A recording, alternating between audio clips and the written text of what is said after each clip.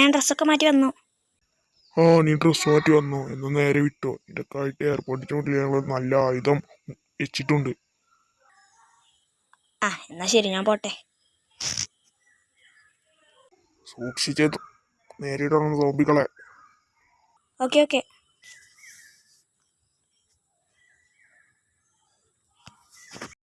Guys, നമുക്ക് വേണ്ടി പോലീസുകാർ എന്തോ അടിപൊളി ഒരു വെപ്പണ എയർപോർട്ടിന് മുന്നിൽ വെച്ചിട്ടുണ്ടെന്നാണ് പറയുന്നത്.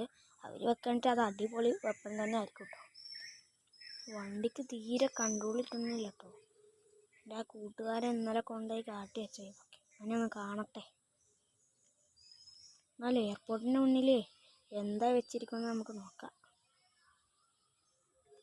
ഗൈസ്, എയർപോർട്ടിന് മുന്നിൽ എന്താ വെച്ചിരിക്കുന്നത് കാണണമെങ്കിൽ നിങ്ങൾ പാർട്ട് 2 കാണും. Okay, by.